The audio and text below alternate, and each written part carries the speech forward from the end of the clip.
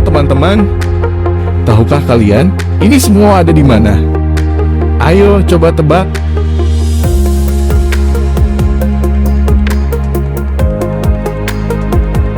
Ya benar sekali, ini adalah Indonesia. Tanah air kita tercinta, tanah air yang indah permai. Alamnya elok dan banyak dikagumi negara lain.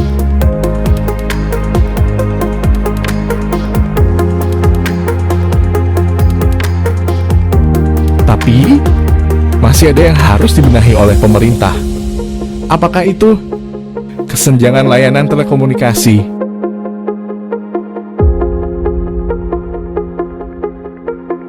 Ya benar teman, kamu tidak salah dengar. Karena memang di Indonesia masih ada kesenjangan layanan telekomunikasi. Kenapa demikian? Karena Indonesia yang sangat luas, dan kondisi geografis yang sangat beragam. Maka sampai saat ini belum semua wilayah di Indonesia dapat menikmati layanan telekomunikasi yang memadai. Nah, teman-teman, terkait hal ini pemerintah tidak akan tinggal diam begitu saja. Melalui Kementerian Kominfo, pemerintah berupaya menuntaskan permasalahan ini. Pemerintah melalui Kementerian Kominfo mencanangkan penuntasan desa blind spot 4G dan atau optimalisasi layanan 4G. Apalagi saat ini Presiden Republik Indonesia sudah memberikan arahan untuk melakukan percepatan transformasi digital di Indonesia.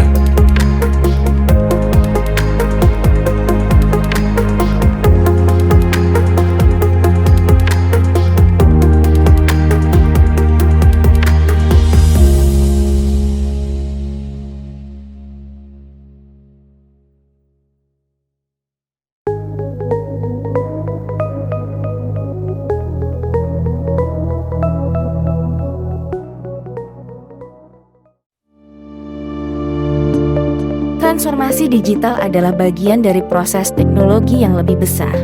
Transformasi digital merupakan perubahan yang berhubungan dengan penerapan teknologi digital dalam semua aspek kehidupan masyarakat. Transformasi ini adalah tahap ketiga dalam alur teknologi digital. Transformasi digital mencakup penggunaan dan kemampuan transformatif dalam hal menginformasikan kesadaran digital. Pada tanggal 3 Agustus 2020, Presiden Joko Widodo memberikan arahan berupa 5 langkah percepatan transformasi digital.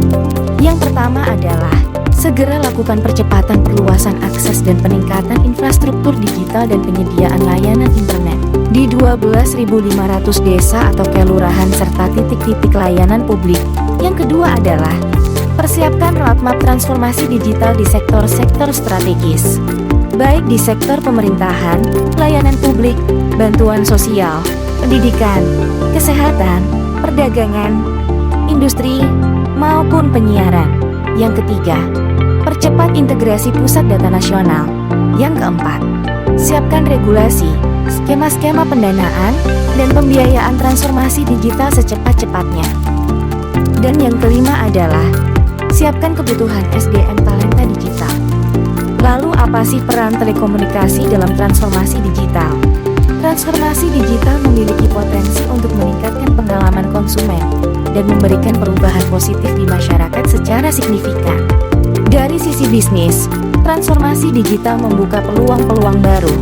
Industri telekomunikasi berada di sisi terdepan transformasi digital, baik dari terjadinya perubahan besar di dalam industri telekomunikasi itu sendiri, maupun sebagai pendorong utama untuk transformasi digital di industri lainnya di dunia. Investasi pada industri telekomunikasi, termasuk namun tidak terbatas pada investasi di sisi akses, interkoneksi, dan aplikasi, menjadi dasar munculnya bisnis-bisnis baru di seluruh industri yang memungkinkan terjadinya transformasi digital. Potensi manfaat yang besar, yang berasal dari digitalisasi berbagai sektor industri, bergantung pada industri telekomunikasi yang menyediakan infrastruktur, aplikasi, dan kemajuan produktivitas di banyak bidang.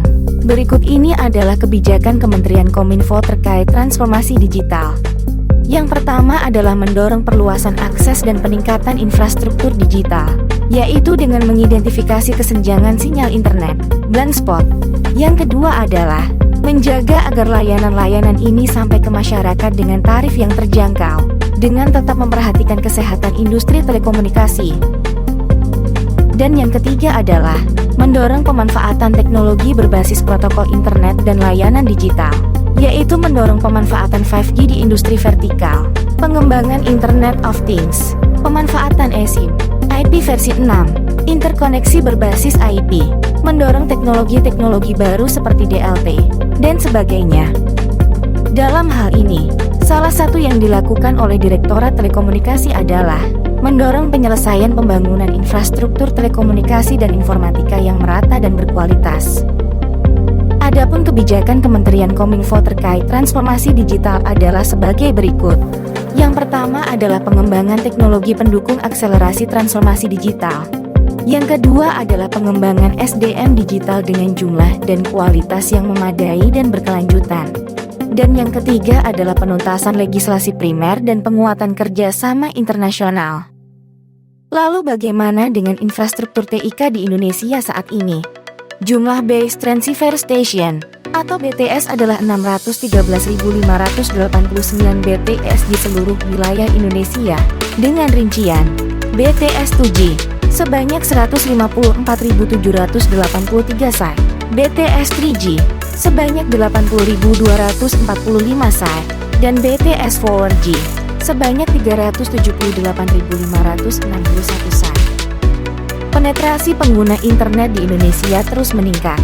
Menurut data yang didapatkan dari International Telecommunication Union, bahwa dari sebanyak 3,6% dari populasi pada tahun 2005, menjadi 53,73% dari populasi pada tahun 2020.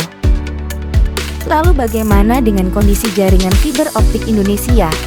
Tercatat total panjang kabel fiber optik yang ada di Indonesia adalah 342.239 km, yang terdiri dari inline kabel sepanjang 224.453 km. Sedangkan untuk sistem komunikasi kabel laut di Indonesia adalah sepanjang 117.786 km. Untuk jaringan kabel fiber optik di Indonesia yang sepanjang 342.239 km, sepanjang 12.229 km diantaranya adalah kabel optik Palaparing, sedangkan 330.010 km diantaranya adalah kabel optik milik operator telekomunikasi. Bagaimana dengan satelit di Indonesia? Menurut data yang dipegang oleh Direktorat Telekomunikasi, saat ini terdapat setidaknya 6 satelit di Indonesia, yaitu: pertama, satelit merah putih yang dioperasikan oleh PT Telkom dengan coverage nasional. Kedua, satelit Indostar 2 yang dioperasikan oleh PT Media Citra Indostar dengan coverage nasional. Ketiga, satelit Palapade yang dioperasikan oleh Indosat dengan coverage nasional. Keempat, satelit Telkom 3S yang dioperasikan oleh PT Telkom dengan coverage nasional. Kelima, satelit Nusantara 1 yang dioperasikan oleh PT Pasifik Satelit Nusantara dengan coverage nasional. Dan keenam adalah satelit Brisat yang dioperasikan PT BRI dengan coverage nasional. Lalu bagaimana dengan potensi yang dimiliki oleh Palaparing?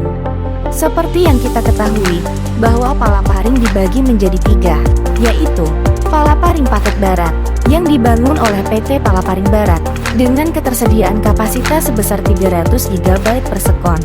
Telah digunakan sebesar 78 GB per sekon, sehingga masih ada potensi sebesar 222 GB per sekon. Palaparing Paket Tengah yang dibangun oleh PT LEN Telekomunikasi Indonesia dengan ketersediaan kapasitas sebesar 600 GB per sekon. Telah digunakan sebesar 27 GB per sekon, sehingga masih ada potensi sebesar 573 GB per sekon. Palaparing Paket Timur yang dibangun oleh PT Palaparing Telematika dengan ketersediaan kapasitas sebesar 504 GB per sekon. Telah digunakan sebesar 1 GB per sekon, sehingga masih ada potensi sebesar 503 GB per sekon. Program penyediaan infrastruktur internet seluler 4G untuk mendukung percepatan transformasi digital yang dilakukan oleh Kementerian Kominfo adalah sebagai berikut. Yang pertama adalah program BTS 4G. Penyediaan BTS seluler 4G di daerah yang belum terlayani akses telekomunikasi seluler, khususnya di daerah 3T atau terdepan, terluar, dan tertinggal. Sampai dengan 31 Desember 2020, Kementerian Kominfo telah membangun BTS di 1682 desa dan atau kelurahan di wilayah 3T. Dari target sebanyak 1606 desa dan atau kelurahan di wilayah 3T di tahun 2020, dan dilanjutkan dengan membangun di 9113 desa di wilayah 3T hingga tahun 2022. Program ini dilaksanakan oleh Bakti Kominfo. Penyediaan akses 4G oleh operator.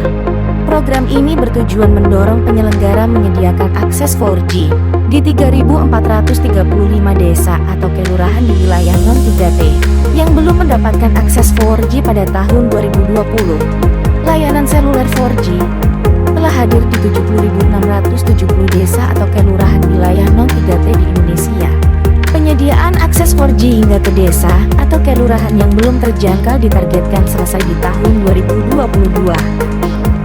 Kominfo berkolaborasi dengan pemerintah daerah dan pemangku kepentingan lainnya berupaya untuk menuntaskan desa blind spot layanan internet.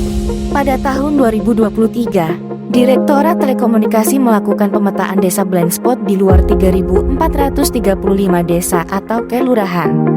Pemetaan dilakukan di Indonesia bagian barat, yaitu Sumatera, Jawa, Kalimantan, dan Bali. Hasil akhir yang ditargetkan adalah tersedianya dokumen hasil pemetaan yang berisi wilayah-wilayah non-3T yang masih blind spot, dan yang masih perlu dioptimalisasi layanan selulernya. Melalui program ini Kominfo memberikan pilihan wilayah kepada penyelenggara telekomunikasi untuk membangun BTS atau melakukan optimalisasi kualitas di desa atau kelurahan yang ada di dalam dokumen hasil pemetaan nantinya. Lalu apa dasar hukum dilaksanakannya program ini? Ketentuan fasilitasi pembangunan infrastruktur adalah Peraturan Pemerintah Pengganti Undang-Undang Nomor 2 Tahun 2022, khususnya pada Pasal 34A, Peraturan Pemerintah Nomor 46 Tahun 2021, Pasal 21, Peraturan Menteri Komunikasi dan Informatika Nomor 5 Tahun 2021, Pasal 33. Fasilitas dan atau kemudahan yang bisa diberikan termasuk, namun tidak terbatas pada perizinan, hak perlintasan atau right of way, insentif, dan keringanan pungutan atau retribusi. Pada tahun 2023, Direktorat Telekomunikasi mempunyai 2 program yang dimaksudkan untuk penuntasan desa blind spot. Program pertama adalah konsolidasi data penyelenggaraan jaringan telekomunikasi. Rencana keluaran dari program ini adalah tersedianya dokumen peta desa atau kelurahan di wilayah non-3T di Indonesia bagian barat untuk peningkatan kualitas layanan seluler 4G.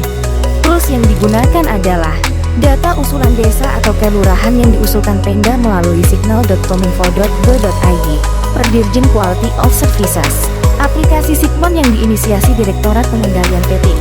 Data Pusat Monitoring Telekomunikasi yang dikelola oleh Direktorat Pengendalian PTI. Dan data dari WebGIS Direktorat Pengendalian PTI.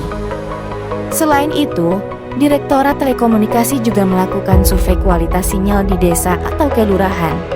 Hal ini terutama untuk mengetahui secara langsung kualitas sinyal di desa atau kelurahan yang diusulkan oleh Pemda. Fasilitas dasar apa yang sudah ada di desa tersebut, serta ada di mana lokasi BTS terdekat dari desa tersebut. Akan halnya jika desa tersebut masih merupakan desa blind spot, maka Direktorat Telekomunikasi dapat mengetahui secara langsung ada di mana lokasi BTS terdekat dari desa tersebut. Menggunakan teknologi apa? Pelaksanaan survei dilakukan secara sampling.